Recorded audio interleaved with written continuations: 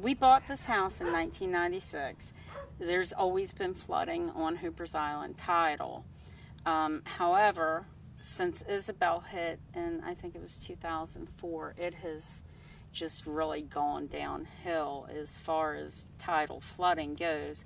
We have this creek behind us, and part of the reason our yard and the yard below us floods so incredibly bad now is after Isabel hit, not only did we have a lot of erosion on the island itself, but at the end of this creek where the road meets up there, the county came down and they put a big steel plate over the drain that flows under the road.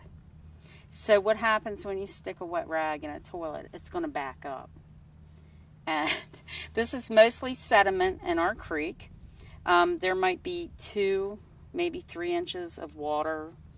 The rest is all sediment. So when we start getting rain or we get tidal flooding, it immediately starts flooding out from the back and in.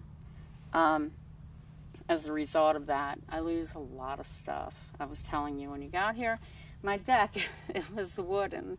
It's no longer there. It like crumbled after years and years and years of repeated flooding. And we use treated lumber for anything we build outside that's wooden, but it will only withstand a certain amount of flooding after so long. It just crumbles, so I need to put a new deck up. For the last month, we've had almost every single day, I think today is like the 5th day, that we haven't had flooding, to the point that we had to either take our granddaughter down the driveway in the canoe to get to the school bus or pick her up from the canoe, you know, and the canoe from the school bus. During Isabel, we had over 5 foot of water in our house.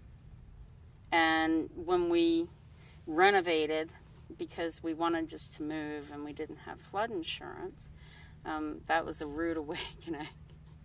The homeowners doesn't cover flooding. So we had to refinance and renovate.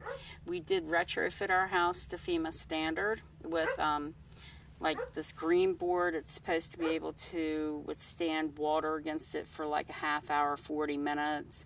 And you know, you can pull it off of there with the screws and hose it off. And instead of putting foam insulation, we put like the styrofoam sheets for insulation in the walls. So if we do flood again on the inside, we can pull that down and hose it all off.